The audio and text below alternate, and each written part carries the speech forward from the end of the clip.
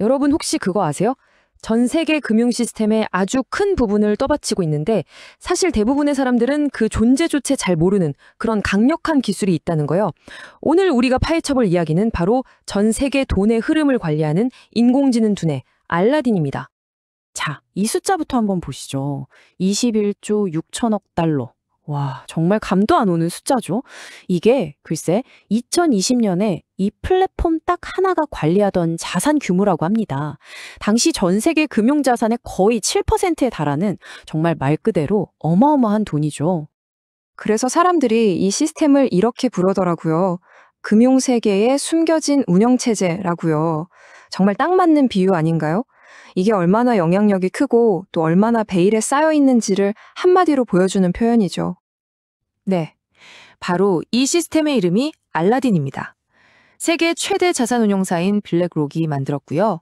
원래 이름은 자산, 부채, 채무 및 파생상품 투자 네트워크라는 긴 이름의 약자예요. 이름은 왠지 동화 같지만 그 속을 들여다보면 현대 금융 기술의 결정체라고 할 수 있습니다. 아니 근데 알라딘이 지금처럼 이렇게 막강한 힘을 갖게 된 배경이 궁금하시죠? 이걸 제대로 이해하려면 그 시작을 한번 거슬러 올라가 봐야 합니다. 이 금융계의 마법 램프는 대체 어떻게 탄생했을까요? 이 타임라인을 보시면 알라딘의 성장 과정이 한눈에 들어옵니다.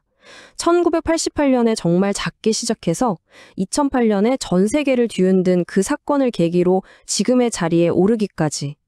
각 시점마다 아주 결정적인 순간들이 숨어 있어요. 이게 진짜 재미있는 부분인데요. 이 모든 게 1988년에 사무실 구석에 있는 냉장고랑 커피 머신 사이에 껴있던 컴퓨터 딱 한 대로 시작했다는 겁니다. 지금 수십조 달러를 굴리는 걸 생각하면 정말 믿기지 않는 시작이죠? 이 시스템을 처음 만든 사람이 찰스 할락이라는 분인데요. 이분이 당시에 아주 골치 아픈 문제를 풀려고 알라딘을 만들었어요. 그게 뭐였냐면 바로 모기지 증권처럼 너무 복잡해서 아무도 리스크를 제대로 계산하지 못하던 신종 금융상품을 분석하는 거였죠. 결국 아주 구체적인 문제 하나를 해결하려던 시도가 세상을 바꾼 셈입니다. 자, 그럼 책상 하나에서 시작한 알라딘이 어떻게 수십조 달러를 다루게 됐을까요? 여기에는 아주 결정적인 계기가 있었습니다. 바로 역사상 최악의 금융위기가 어떻게 알라딘에게 기회가 됐는지 그 이야기를 해보겠습니다. 2008년 글로벌 금융위기가 터졌죠. 전 세계가 그야말로 대혼란에 빠졌습니다. 그때 모두가 간절히 원했던 게 있었어요. 바로 이 복잡하게 얽힌 리스크를 제대로 들여다보고 관리할 수 있는 그런 정교한 시스템이었죠. 위기의 실체를 알고 싶어 한 겁니다. 바로 그때 이 혼돈 속에서 미국 정부가 도움을 청한 곳이 바로 알라딘이었습니다. 한번 보세요. 당시 알라딘이 맡았던 일들은 그냥 평범한 업무가 아니었어요. 쓰러져가던 금융사들의 수천억 달러짜리 부실 자산을 분석하고 국유화된 거대 기업들의 가치를 평가하고 심지어 중앙은행이 푸는 천문학적인 구제금융 프로그램까지 처리했습니다. 이건 뭐 금융 시스템 붕괴를 막는 최전선에 투입된 거나 마찬가지였죠. 여기서 진짜 중요한 건 알라딘이 이 위기라는 거대한 불길 속에서 자기 능력을 완벽하게 증명해냈다는 점입니다. 이때 보여준 압도적인 성능 덕분에 알라딘의 명성은 그냥 확고해졌고 이제는 글로벌 금융 시스템에서 절대 빼놓을 수 없는 존재가 된 거죠. 좋습니다. 그럼 이 마법 램프는 도대체 어떻게 미래를 내다보는 걸까요? 지금부터 그 비밀스러운 기술의 핵심을 한번 들여다보겠습니다. 알라딘 기술의 심장은 바로 스트레스 테스트라는 겁니다. 이게 뭐냐면요. 아주 간단하게 말해서 미래에 일어날 수 있는 온갖 최악의 상황들을 가상으로 만들어서 내 투자 자산이 얼마나 잘 버틸 수 있는지 미리 시험해보는 시뮬레이션이라고 생각하시면 돼요. 알라딘이 리스크를 예측하는 과정을 보면요. 크게 4단계로 나눌 수 있습니다. 먼저 분석하고 싶은 투자 포트폴리오 정보를 넣고요. 그 다음엔 수천 가지의 가상 시나리오로 돌려봅니다. 이걸 몬테카를로 시뮬레이션이라고 하는데 주사위를 수천 번 던져서 나올 수 있는 모든 경우의 수를 확인하는 것과 비슷해요. 이 시나리오에는 뭐 전 세계적인 전염병이 돈다거나 거대 은행이 파산하는 것 같은 상상할 수 있는 거의 모든 최악의 상황이 다 들어갑니다. 그리고 마지막으로 이 모든 결과를 종합해서 아주 상세한 리스크 분석 보고서를 만들어내는 거죠.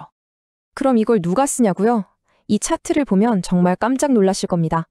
캘퍼스 같은 거대 연기금부터 도이치뱅크, JP모건 같은 세계적인 은행들, 심지어 미국 중앙은행인 연준이나 이스라엘 중앙은행까지 그냥 전 세계에서 가장 힘 있는 금융기관들은 다 이걸 쓴다고 보시면 됩니다. 자, 바로 이 지점에서 우리는 이 이야기의 가장 중요하고도 미묘한 부분에 도달하게 됩니다. 이렇게 엄청난 힘이 한 곳에 집중된다는 것, 과연 어떤 문제와 비판을 낳고 있을까요? 이 슬라이드가 알라딘을 둘러싼 핵심 딜레마를 아주 잘 보여줍니다. 한쪽에서 보면 알라딘은 그냥 개별 회사가 리스크를 잘 관리하게 도와주는 아주 훌륭한 도구일 뿐이에요. 하지만 다른 쪽에서 보면 이건 아주 위험한 시스템이 될 수도 있습니다.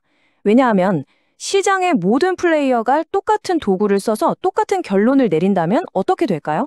오히려 리스크가 한 곳으로 쏠리게 되고 만약 이 시스템 하나에 문제가 생기면 모두가 한꺼번에 무너질 수 있는 그런 치명적인 약점이 될 수 있다는 거죠. 대마불사, 여러분도 많이 들어보셨죠?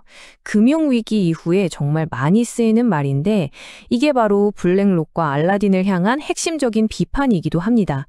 너무 거대하고 시스템 깊숙이 얽혀 있어서 만에 하나 문제가 생겨도 망하게 내버려 둘 수 없는 존재가 되었다는 뜻이죠.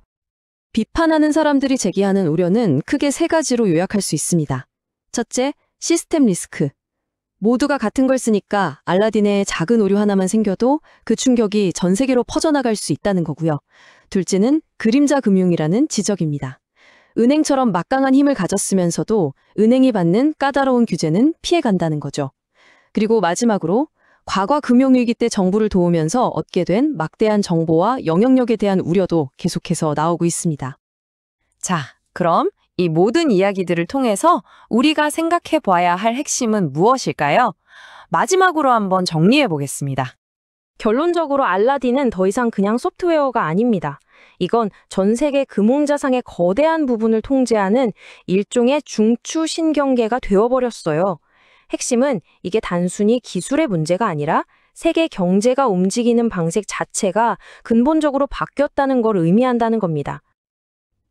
그리고 이 모든 내용은 우리에게 아주 중요한 질문 하나를 던집니다. 하나의 시스템이 모두를 위해 리스크를 예측해준다면 과연 그 시스템 자체의 리스크는 누가 예측하고 관리해야 할까요? 이 질문에 대해 우리 모두 깊이 생각해 볼 필요가 있을 것 같습니다.